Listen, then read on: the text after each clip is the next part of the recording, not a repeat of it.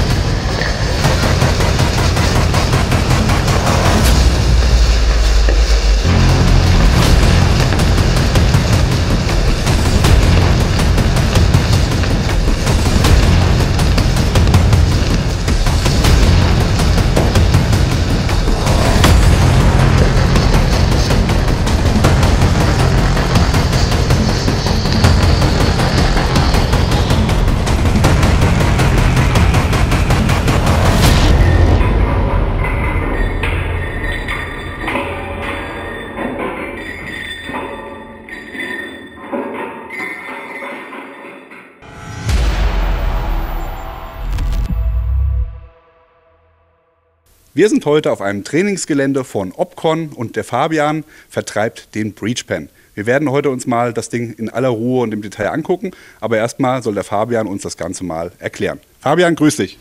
Hi, schön, dass ihr da seid, freue mich sehr. Ja, der Breach Pen. Jetzt müssen wir natürlich erstmal den Leuten erklären, was ist das überhaupt? Genau, also der Breach Pen ist quasi ein Emergency Tool auf Basis von einer Magnesium-Thermit-Legierung. Das heißt, ich kann, wenn ich das entzündet habe, Metall schneiden, Eisenstangen, Ketten, wir zeigen es gleich noch.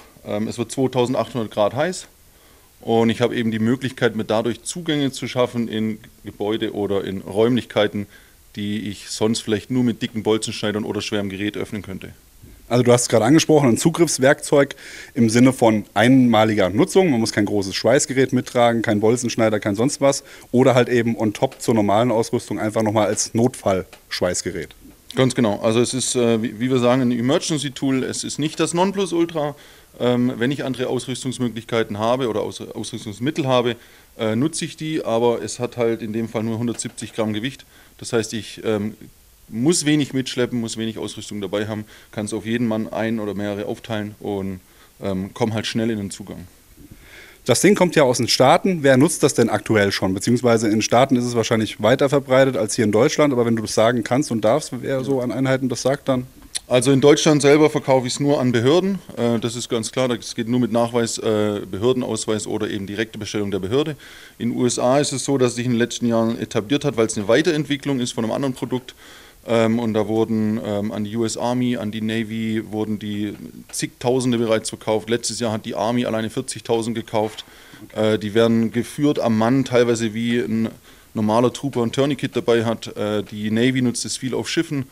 Man kriegt eben die Möglichkeit damit hin, auch wenn es nass ist, ich sag mal, Schnitte zu machen, Öffnungen durchzuführen. Und, ja. Du hast jetzt Behörde angesprochen. Das bedeutet jetzt aber nicht nur Polizei und Militär, sondern es wäre auch interessant zum Beispiel für die Feuerwehr oder für die Polizei. Genau, also wir haben genauso Kunden, wie du sagst, von der Feuerwehr, von technischer Rettung, das heißt, das THW kann sie nutzen. Grundsätzlich verkaufen wir es an alle Behörden, aber natürlich unterscheiden wir ein bisschen, welche Behörde hat den größten Nutzen davon. Also ein Rettungsdienst wird weniger Nutzen davon haben, wie jetzt die Feuerwehr oder das THW oder meinetwegen eine Strafverfolgungsbehörde. Der Vorteil am Breach Pen ist, dass er dadurch, dass er so heiß wird, er funktioniert unter Wasser. Ich muss ihn zwar über Wasser entzünden, kann aber auch unter Wasser Schnitte durchführen damit. Und der nächste Vorteil ist gerade für Boarding-Kompanien als Beispiel, wenn sie an der Annäherung an ein Schiff sind und der Breach Pen wird nass, weil eine Welle kommt, ich ins Wasser falle, was auch immer, kann ich ihn trotzdem weiterhin nutzen.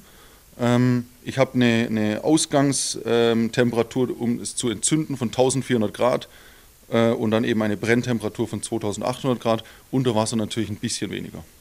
Fabian, zeig uns doch gerade mal, wie man das Ding in Startbereitschaft bringt.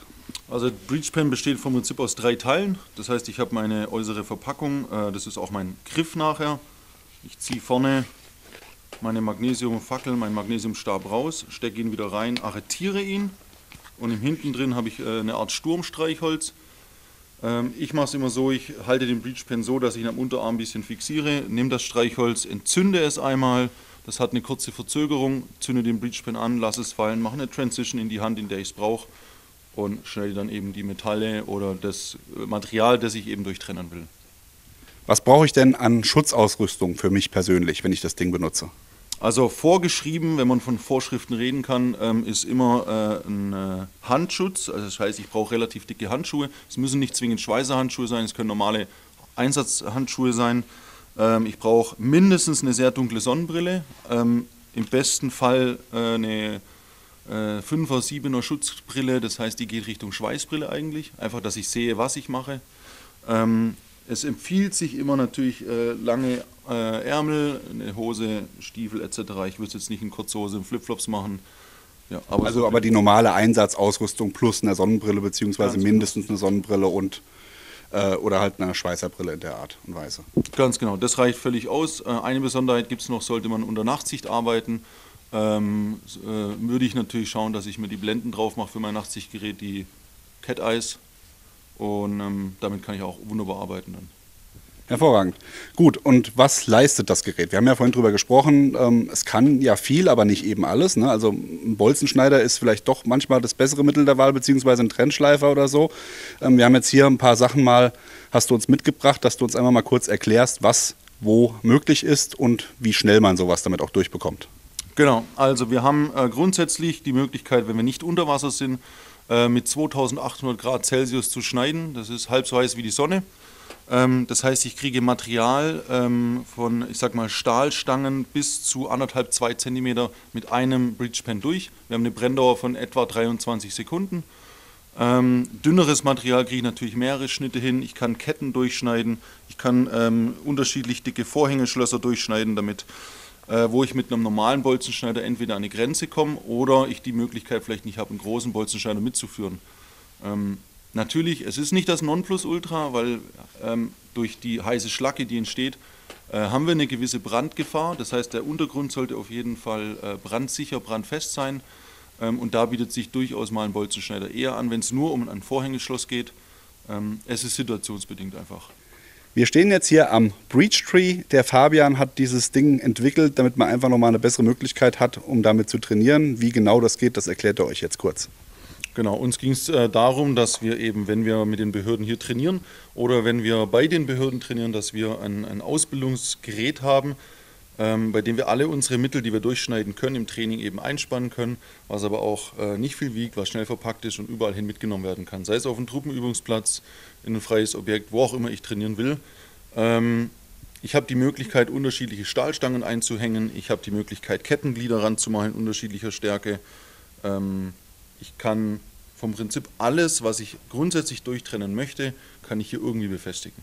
Du hast halt, denke ich mal, den Vorteil, dass du es genau in der Höhe hast, wo es auch in der Realität wäre. Ne? Und vor allem hast du es nah beieinander, dass man auch schnell, wenn man jetzt mal mit der kleinen Stange anfängt oder mit der größeren anfängt und zu klein geht, dass man einfach auch mal sieht, wie viel Material kriege ich in welcher Zeit durchgeschnitten, oder? Dafür ist es, denke ich, auch ganz gut. Genau, vom Prinzip bei unseren Schulungen, da gehen wir sehr, sehr viel auf die Technik ein des Schneidens. Also es gibt unterschiedliche Varianten, wie ich ein Material durchschneide. Das heißt, jetzt einen horizontalen Schnitt oder einen vertikalen Schnitt zu machen. Und da gehen wir eben hier, wie du es gesagt hast, in der Höhe drauf ein. Wenn ich zum Beispiel weiter oben arbeite, habe ich einen größeren Gefährdungsbereich. Das heißt, ich sollte einen Schritt weiter zurückgehen wegen der heißen Schlacke, die runterspritzt. Kann aber auch relativ schnell einen Schnitt nach dem anderen machen, ohne dass ich eben das relativ teure Tool damit verschwenden müsste. Also ich finde es sehr, sehr cool. Es ist einfach ein Werkzeug. Ne? Also ich meine, es gibt ja auch kein Universalwerkzeug, was alles super gut kann. Das ist ja immer so. Und das durch die, was wiegt das? 115 Gramm, 120 Gramm, sowas um den Dreh? Ne? Es hat 170 Gramm. 170 Gramm. Ich meine, das kannst du dir einfach noch zusätzlich zur Ausrüstung dazu packen und dann hast du immer noch mal eine Variante B. Finde ich sehr cool.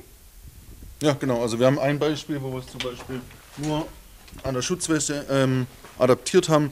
Wir haben Tests damit gemacht mit 9 mm, 556, 762 draufgeschossen, da passiert nichts, es entzündet sich nicht. Ich kann das Ding in ein normales Lagerfeuer reinwerfen, da passiert gar nichts, weil ich eben die 1400 Grad Celsius mindestens Entzündungstemperatur brauche und von daher ist es vom Gewicht wie ein Tourniquet. Ich kann es mit ranpacken, es stört mich nicht, ich habe es schnell abgezogen. Das heißt jetzt an der Weste, am Belt, an einem Rucksack, völlig egal wo. Sehr cool.